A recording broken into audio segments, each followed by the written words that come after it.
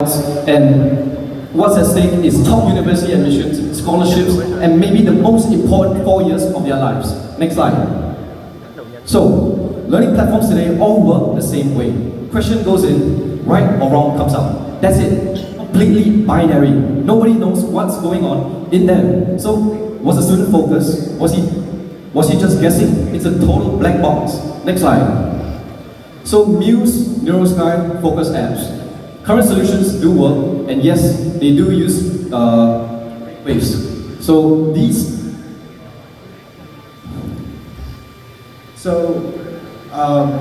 Things like Muse, NeuroSky, Focus apps, these already use brainwaves. These tools already exist. So all this is really impressive and all, but what you only get is a report in the end. There's no breakdown, there's no actionable steps, and there's no way to improve. And the hardest part, which is changing how we study, is completely missing. So, next slide. FocusIQ, sorry, next slide. Next slide. Okay, FocusIQ closes that gap.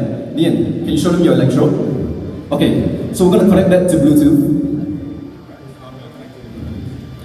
Okay, Nian, get a question, and I want you to start studying. Start solving it now. Okay, Kaushik, distract him. Sure. So, the moment his focus drops, as you can see, let's say he gets distracted, the app catches it instantly and pulls him back in. Next slide. So we have 3 main features. 1, we're doing real-time alerts. 2, question difficulty based on your brainwaves. So if you're struggling because you're tired, easier question.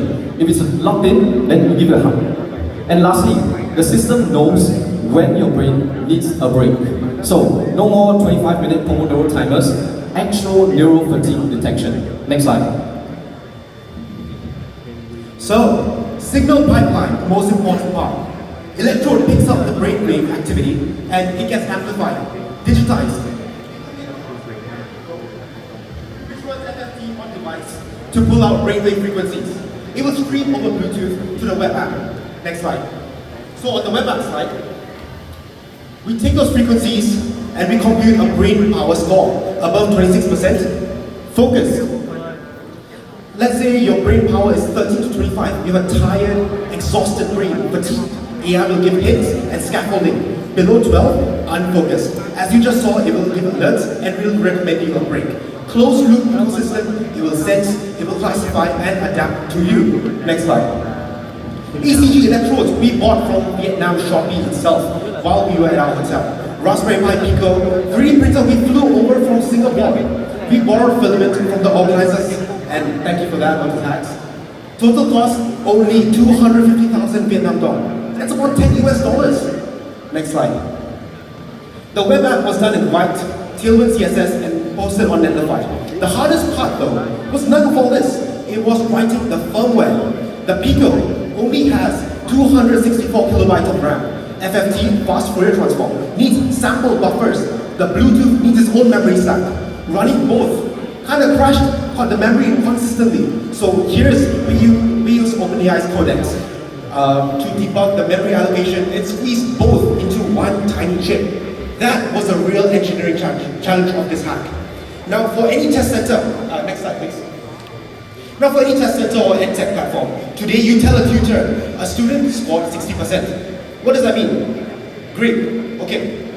But with FocusIQ, you tell the student that he was focused for 20 questions, he hit exhausted brain at 25 questions, and he started guessing straight up from 35 onwards. Completely different insights. Premium insights. This will retain users, this is hard to copy. Next slide. For students, study sessions that actually adapt to you. AI that supports you when you are struggling. And over time, AI will learn your own focus patterns, your own mental thresholds. What's your attention span? Which is very critical for long-form exams like SATs, IELTS, TOEFL. You'll learn how your brain works. This will compound over time. In the future, we will likely be gamifying this whole thing, implementing like a Kahoot-style leaderboard, so you can create like a positive reinforcement. You can compete with your friends and all improve together. Thank you. Give it a round of applause. Do you have any questions for FocusIQ? Very cool, but why would I wear this? Okay, like why would a parent give a child or like I as a student wear this? Câu này giỏi đâu nè, em giải ba là 20 triệu. Very true. Now, what if I told you there has been extensive studies done in China using this exact system, but it's costly and it's not ecosystems. We are bringing that same ecosystem to a broader edtech platform that it will be open source so a lot of people can afford it. So this is a proven system. Now for the second question, why would a parent use this? What if to a parent, right, it felt like the child would have longer focus sessions, which are more productive overall than just studying, okay, let's say, oh yeah, my child studies hours a day, versus my child had consistent 1 hour of focused study session. And this you can track with your friends, and along with the gamified leaderboard, you will make your child want to study more, to compete with your friends. UX siêu tệ, cấm It's weird luôn rồi. Is there a different wearable that you can pick up the EG with? Yeah, okay, earlier we actually didn't, okay, so the plan was to use a flexible plastic called TPU to print with our 3D printer, but we ran out. It was like a oversight, and like the context of the hackathon, our plan wasn't to have like dangling wires. We wanted like a clean headset because then we can CAD, like we can 3D model.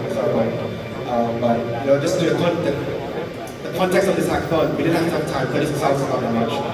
So we decided to put all stat points, making the chip work, making the FFT work, the depth work beautifully, features work, and this is something we definitely will later on if you want to pursue this goal.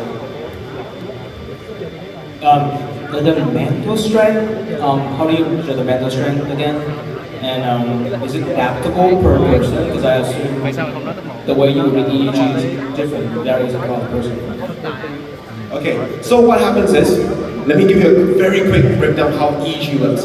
You take one electrode here, you're going to get some noisy signal, right? It's all over the place, random. So you use this algorithm called fast Fourier transform. You break it down into alpha, beta, gamma, delta, theta, 5 waves, and you focus on the theta wave, which is a 12 to 30 hertz signal. Now in the signal, this will tell you what is your own focus threshold. So you see the band power, and the number you get there, that is representative of your aggregated focus level. Of course, this is, you know, through, again, this is just research that we pumped into AI and that's the numbers that came out. But all this is legit and all of this is research are very easy. Okay, thank you guys.